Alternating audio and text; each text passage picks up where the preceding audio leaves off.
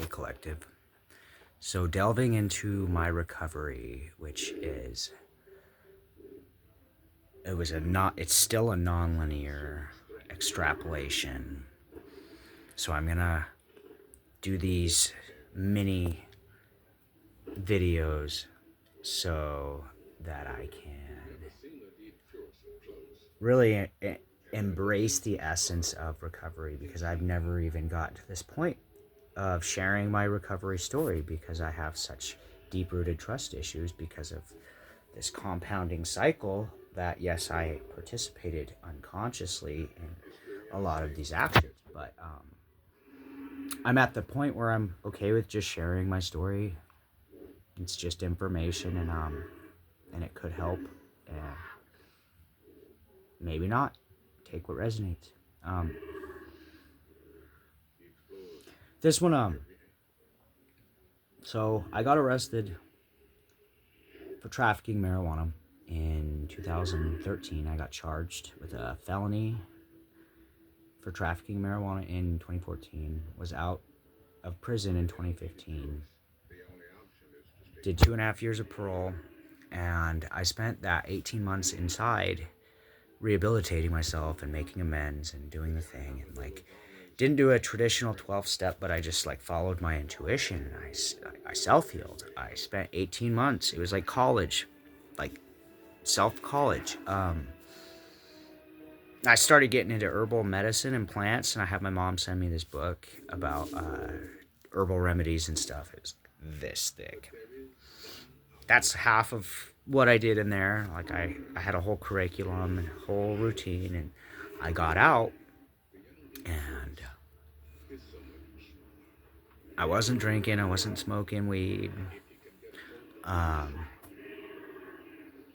I had this light, the same light that I have now. I had it already, and I was riding with it. And even through all the chaos of living in a drug neighborhood,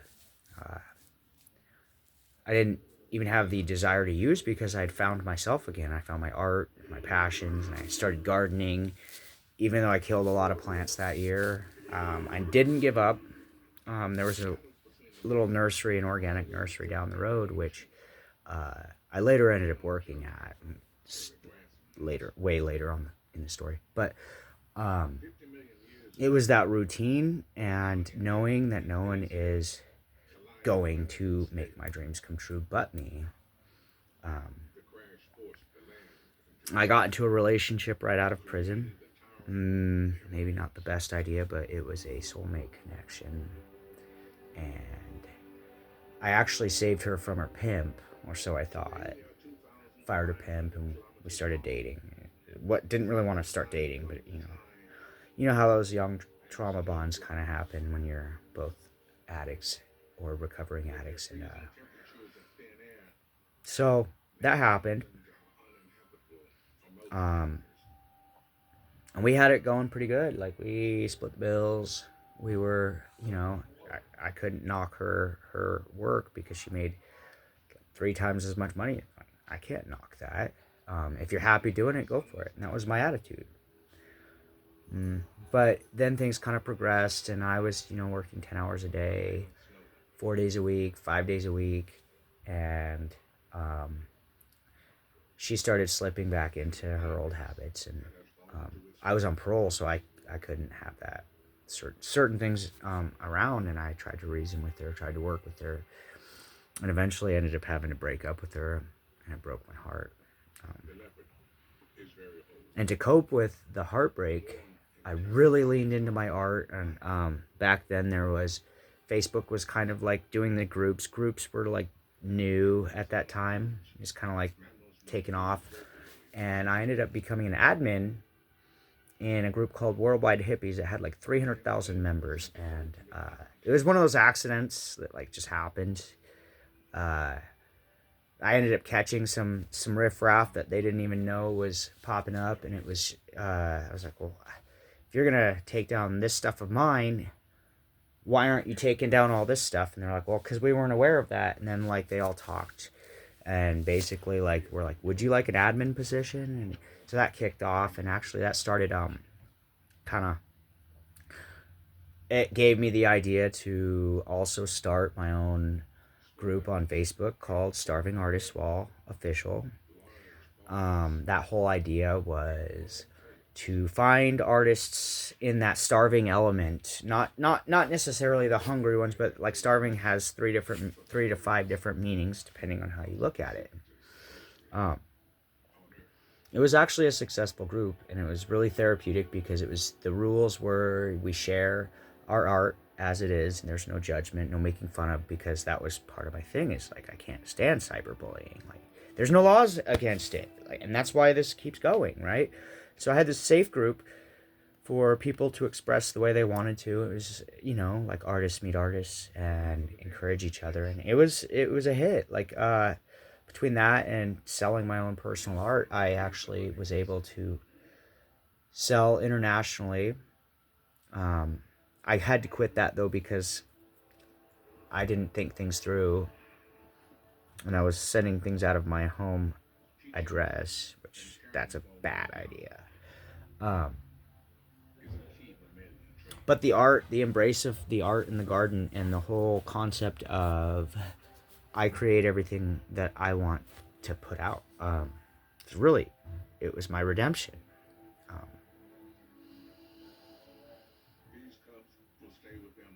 but leaning into that was so hard. The heartbreak hurt so much, and like, what do I do? I have to form another habit, or I'm going to go back to the habits I know. So that's where the art thing really kind of leaned in, and it took off on me, right? I didn't know that these actions of positivity, of putting things into the universe, would blow up so big. And that kind of led me on my path, my trajectory. And I never wanted to be the big bad asshole on campus. I'm the guy who fights bullies. It's always been my MO, even since middle school. But the recovery journey, that was 2017 when I thought I was golden, and I was tapped in, I was fully conscious. I was creating so much art I couldn't even share it all. It's just really, really productive time in my life, and I was working. I had my little side gig going, and then I ended up losing custody of my kid. It was a really unfair fight. I didn't have money for an attorney, so I kind of got blindsided. What is it? Broadsided. Not gonna get into that whole thing, but that just it ripped my heart from my rib cage, like, violently. I think that's the last. It's the first time as an adult I think I cried in public. I didn't care anymore. I went numb for a while. I got mad because it was like, well, what am I fighting for? Like, you took the two souls that I love just as much as I love myself, if not more. And kind of sent me on a spiral, right? An angry, mean, vengeful spiral. And I already had some scars from some trauma that had happened to my child earlier on, some bad things. And that was when I was locked up, and there was no control I had. But from then on, it was a rage fest, and I think it was 2020, maybe 2020, when COVID hit, when I realized we have to stick together, we have to figure it out, because they're expecting us to divide and conquer. So that's when I really started getting back into trying to work on myself, and I woke up again. But when you get notoriety for certain things, especially like being honest and being the light, you get your opposition, and it happened again. I shared my message. People laughed at me, made fun of it. Just ripped me apart, like this whole game, this Hunger Games, this Chosen One Olympics, right? And that one hurt. Like, okay, so like now I just need to regain control of my ship. And yeah, with the vengeance, I came in hot. There's probably some ego involved. And I didn't know the game then, but I know the game now. And they attempted to set me up. And because I didn't fight back in the instant like they wanted to, this story got out of hand. Really out of hand. And I was, because of my affiliations, I was trying to protect people, even if they were misguided. And because I didn't stand on my truth right then and there and nip it in the bud, it compounded to something way more disgusting than I could ever even imagine. And then when word got it back around to me, like I was already back in the sauce. I get up off the ground, you pick yourself up, you keep trying to go. Ended up being homeless. That doesn't really help with your nervous system, and so I kept drinking is a survival tool, right? I call it a tool because it helped. It took the edge off. The edge of abandonment when you know that you are good enough. It's a weird paradox because when you do find out you're good enough and you profess it, people call it arrogance, narcissism. So I mean, you don't win. Some of us, it just is that way. So you just get hard set. You just go, this is me. These are my attributes, and this is what I have to work with. And for all the betrayals and all the things that I went through, all the people that hurt me, that may have gotten paid or just did it because they had their own agendas, I got callous. There's a lot of callous, a lot of scars.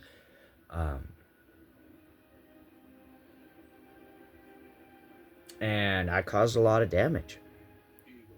I did a lot of angry things. Drunk, angry things.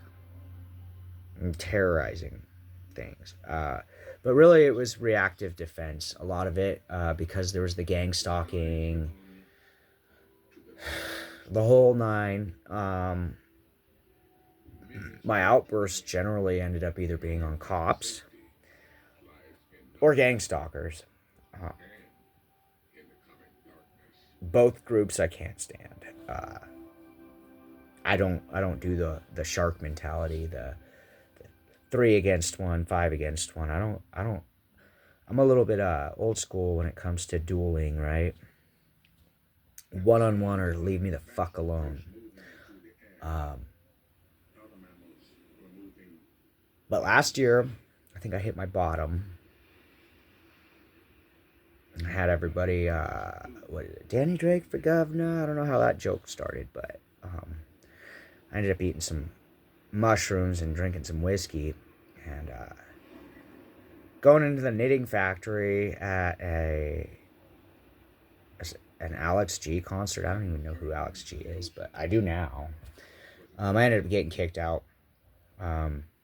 Ended up sleeping behind the dumpsters and shit my pants, and it was just bad. It was just bad. So I left town for a little bit to kind of clear the air and get my head straight. And just more trauma kept coming and more betrayals kept coming, and so I just kept drinking. Homeless shelters. I did, while I was in all these things, I was in an undercover investigation for truth and light, and it's kind of come full circle. I think right around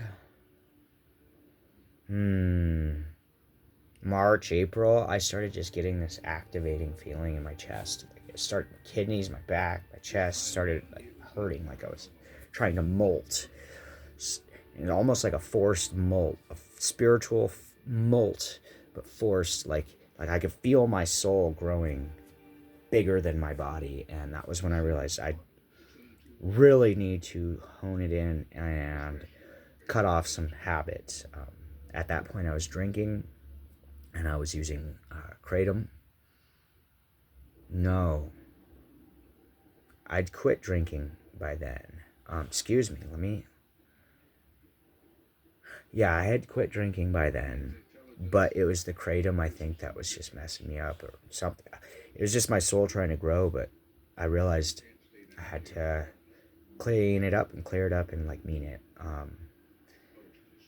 So I joined an AA group in January of that year.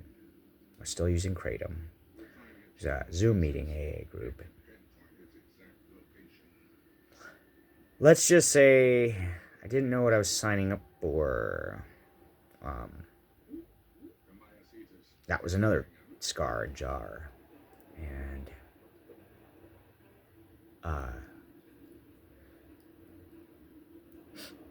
Spokane, Washington. Bloomsday, Doomsday. There's a whole traumatic event involved with that day for me. And I don't think I'm ready to share it with the world, but it really opened my eyes to what's what and who's who and what side I'm on, which is nobody's, because I stand for light. So I have to be between me and God. And here we are.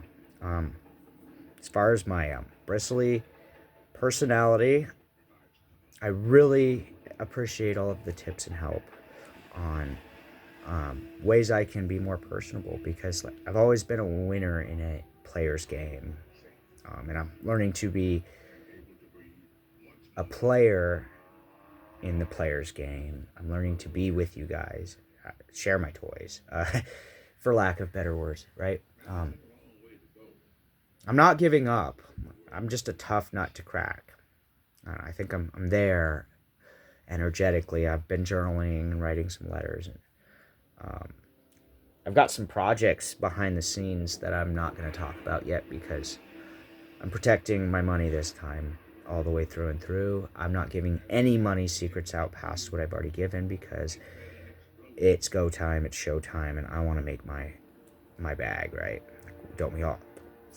We gotta exist, but also I want to thrive. If I gotta be stuck in these politics, in these systems, I want to be comfortable. Like, so comfortable, in fact, that I never have to even think about money being a problem ever again. I want enough where I can just look at a piece of property and start a creative project that will help innovate the movement of the people, and just do it, and just write a budget out, get a crew together, pay them, and make it happen. If I'm gonna